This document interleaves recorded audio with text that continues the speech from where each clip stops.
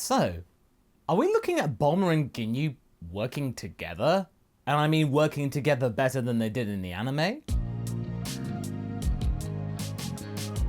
Hey folks, MasakoX here. Now, you're probably wondering what I mean by that opening gambit. Well, it's all to do with the subject of today's What If entry. In this outcome, we have the likes of Bulma, the belle of Capsule Corp, and, well, honestly, one of the smartest people on the planet, deciding to take matters into her own hands when it comes to defending her home.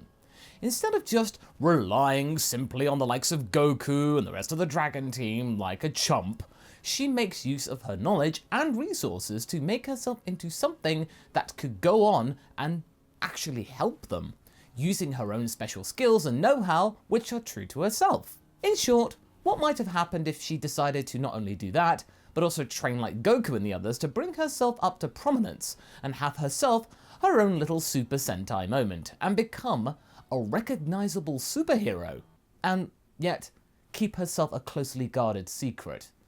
Would that always stay that way though? As we stated, we're not having Bulma getting jacked wholesale here. That wouldn't be her style to only just do that. Instead, it was a very steady and calculated path towards not only having herself a proper power-augmenting suit of power armor, but also a giant robot to go up against giant monkeys, mega tasks in space, and, most importantly, because it looked freaking awesome! Bulma and the Sire Buster had become very important tools to the Dragon team, in that her mix of ki and scientific enhancements meant that traditional energy sensing beasts could not really get a good read on her true potential. Thusly, they would underestimate her. She was the perfect distraction and rapid fire tank. With every single battle, Bulma would improve her physical gains, but also the likes of her armor, naturally learning from every single encounter. The biggest one being back in the day, when a little simple attack with some water threw her for a loop and completely destroyed the suit. She definitely learned from that. In the last part, we had the conclusion of the Namek saga go in a way that you might not have expected.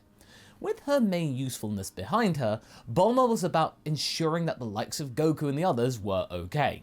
That is until Captain Ginyu shows up! When he did so, he was up to his old tricks, which of course included the likes of the body change technique. However, he never expected to have ended up where he did. Instead of just taking over Bulma's body, or Goku's body, or anyone else's body, he wound up inside Bulma's suit of armor, the fighter having protected her mouth and face with her arms, and as a result, Ginyu wound up superseding the internal AI of her suit which operated it, and now, well, I guess you could say he was clinically dead, essentially becoming a piece of mechanical entity, software thing. I mean, Bulma's not sure. With no mouth to use to change back into another body, or even get back to his old one, it did mean he was no longer a problem. He could just be switched off.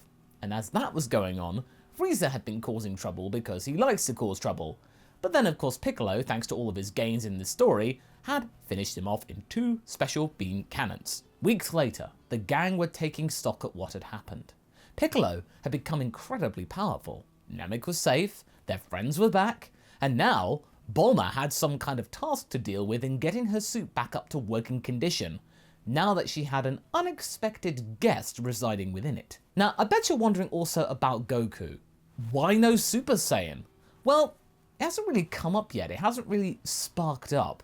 No major catalysts occurred for it to come about, but I'm sure that with Vegeta present, it'll come about in the fullness of time. Meanwhile, Bulma had just about finished her latest stint of training with Yamcha outside of her suit to clear her mind about stuff, as well as furthering the maximization of the multiplier that her armor gives her. You know, Goku training base form without weighted clothing. It had been a long time since she activated it.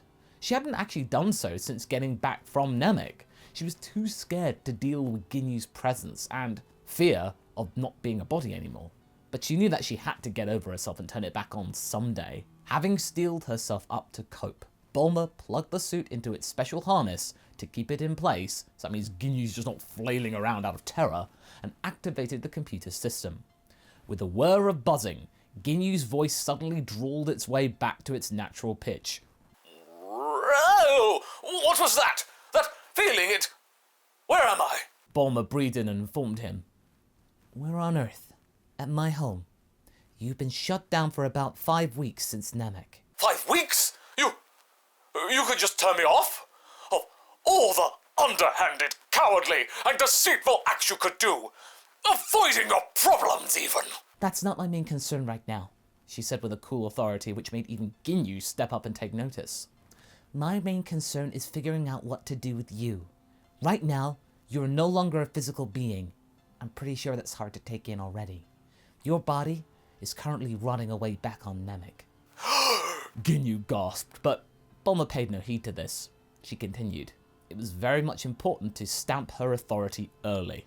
You are now data, a flow of consciousness living rent-free inside of my power suit. Oh, well, what does that make me then? A waste of space, am I? What are you going to do about it? With me in here, you are powerless. I will never let you use this suit again! Powerless? Hardly. I can easily wipe the suit's data core and you with it. You're in my world, Captain. You play by my rules. As if I'd be taunted by the likes of you. Really? Wanna play? Bulma tapped on a nearby terminal. Ginyu felt something clawing away at his psyche. He was being deleted. Bits of his mind were being sifted through and disappearing. He couldn't explain it. Stop it! Stop it! Bulma cancelled the process and Ginyu's mind flitted back to where it was prior. Hurts, doesn't it? Ginyu was trying to breathe deeply out of relief, but he no longer needed to breathe. Well, that was weird. Now that I have your attention, here's what we're gonna do. I will give you life. Eternal life, in fact, since you're no longer organic. But you're gonna have to play ball with me. I will live forever? Uh-huh. But only if you work with me instead of working against me. I need to study your predicament, which will require me poking around your internals, and how you wound up intertwined with my suit. This has never happened before. Really? Ginyu muttered. I'm one of a kind? Well, I guess, Bulma mused. Well, that's both a gift and a curse. You're unique, but you're also hot property.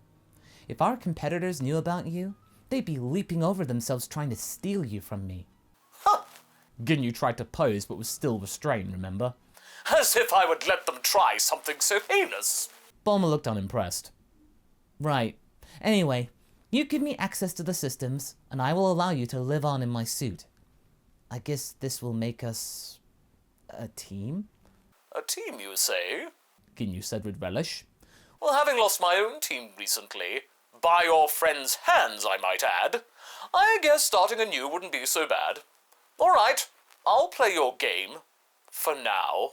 With that, Bulma and Ginyu started to find their way together and figure out what had occurred when Ginyu made himself a new home. Time passed and the Dragon team began to make themselves used to the notion that what was once an enemy was now part of their team in some shape or form. Vegeta had taken up residence at Capsule Corp in one of the distant hubs since he had nowhere else to go, choosing to train on his own. But then one day, he got an unexpected visitor. It was Bulma? Or at least, he thought it was Bulma inside of a suit. Earthwoman, why do you interrupt my training? Oh, Vegeta, you are very wrong. You're talking to none other than the great Captain Ginyu! Vegeta looked dumbfounded, and then laughed. Ha ha ha ha! A rematch? I'm sure that a bucket of water could finish you off these days, Ginyu. Hardly. This suit is more than capable of sustaining a heavy shower. Now, show me what you're made of outside. Now! Outside, both he and the suit duked it out, but it was very obvious that the Saiyan was the one on top here. Ginyu had gotten a good grasp of how the suit operated, and with some recent upgrades and tweaks, Bulma had made it so that means Ginyu and the suit were much more in sync. He could, in theory, operate it on his own, with some restrictions, of course. But without the occupant to stimulate the extra multipliers, the suit had its limits. And these limits were made clear when Vegeta tore a straight hole right through the middle of the torso of the suit, which then caught Yamcha's attention. Hey, Vegeta! What are you doing? That's Bulma's suit! Ginyu, now no longer sensing pain and being quite grateful for that fact right now, waved Yamcha out of calm. No need to fret, Yamcha. No, I've got this under control. Under control? Exclaimed Vegeta. You got a hole clean through your gut. I am the one in control. Ginyu then put a hand to Vegeta to shut him up. Stop. Wait. Can you sense that? Vegeta was looking up at the sky. I recognize that power anywhere. Muttered Ginyu. It's the king. You mean cold? Said Vegeta. I believe so. In a matter of a few minutes, the dragon team around the world descended upon Idiot Rock and concealed themselves behind several rock formations for cover. Bulma was present, having occupied her now damaged suit, which could still just about fly, but she wouldn't be fighting at the front line right now because, you know, hole. Thanks, Vegeta. The ship, which looked familiar to Frieza's one on Namek, landed, and the hatch opened. Out stepped a being that looked eerily similar to Frieza's second form, but with a much more noble posture, more reserved. There's no mistaking it, said Ginyu's voice from Bulma's direction. That is King Cold, Frieza's father. The gang turned to Bulma and was shocked to hear they were now in the presence of Frieza's dad. It didn't take much brainpower, though, to deduce that Cold might at least be a little bit ticked off to have found out that his baby boy was dead. Thanks to Piccolo and his Earthling cronies. Piccolo mused for a second, and then checked with Kami to see if Namek was safe. After a moment of tension, it was confirmed that it was. The next time Porunga was active, they had wished for the planet to be moved to another area of space far away from the original one to ensure that the likes of Frieza's invasion would never happen again. Namek was hidden. Good. At least we didn't get them killed, he muttered. Cold walked around and chuckled to himself. So, this is the domain which houses the killers of my dear son. I wouldn't be surprised if my presence has been detected. Come on out, puny heroes! How did he know they were there? He didn't have a scouter on. But the truth was, though, he didn't. This was a very wild shot in the dark, but it was still enough to scare the Ghiblies out of them. If you do not present yourselves to me in the next 30 seconds, I shall have no choice but to scare you out of hiding by blowing your planet up. Was he serious? He'd blow himself up with the planet? Little did they know that Cold could breathe in space. Well, I mean, they didn't know. That's the point. Cold counted, the team figuring out what to do. Could they take him? Piccolo felt like he could at least do some damage to that form of Cold. It did look similar to Frieza, but that choice was soon taken away from him by the arrival of someone they didn't know. Hey! Exclaimed a young male voice from the other side of the valley. Oh? So you do have some kind of backbone, Earthlings, but only one person? How disappointing. Very well. Are you ready to die? Cole said all of this with the utmost relaxation. No, because I'm not gonna die today. You are! Cole was stunned. As for the other team members in hiding, who was this guy?